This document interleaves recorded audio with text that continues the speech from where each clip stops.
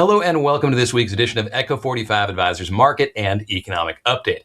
In this video, we'll discuss two major forces that have been shaping markets recently: the conflict in the Middle East and its effect on energy prices, and ongoing evolution of U.S. tariff policy.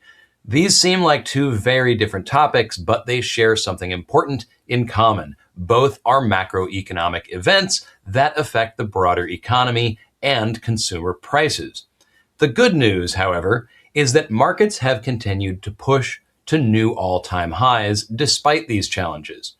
Over the next few minutes, we'll break down each of these topics and explain what they mean for your portfolio. First, let's talk about energy prices. If you've filled up your car recently, you've likely noticed that prices have climbed significantly.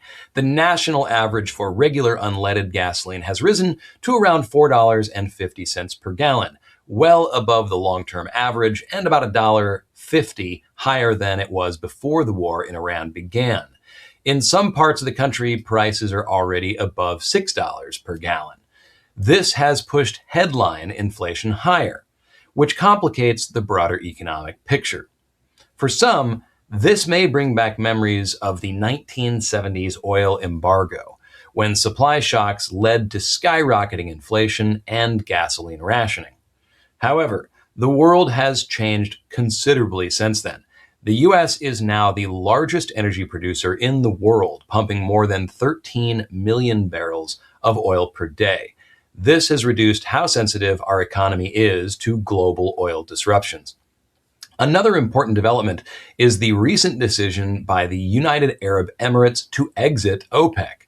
For decades, OPEC played a central role in setting global oil prices, but at its peak in the 1970s, OPEC accounted for at least half of the world's oil supply. Today, that figure is closer to 1/3. The cartel is simply not as dominant as it once was, and individual member countries are increasingly pursuing their own national energy strategies. The bottom line here is that while geopolitical events can cause oil price spikes, they would likely have been more severe in the past. While that's no help to those affected by higher gasoline prices, it does explain why markets have not reacted more dramatically. Next, let's turn to tariff policy, which has continued to evolve. Earlier this year, the Supreme Court ruled that the tariffs implemented last April under the specific law known as IEEPA were unlawful. The administration then shifted those tariffs to a different legal authority known as Section 122 of the Trade Act of 1974. Very recently, a trade court ruled that those tariffs are unlawful as well.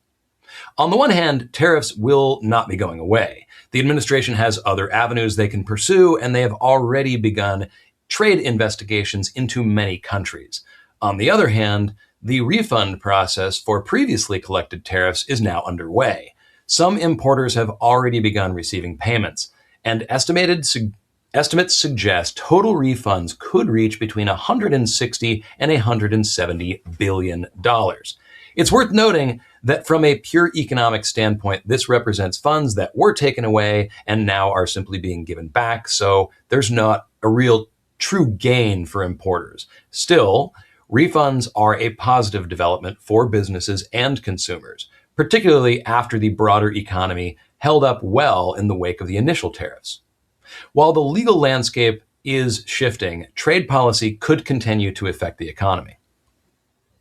Finally, the key to these types of macroeconomic and global events is that their impact on markets tend to fade over time.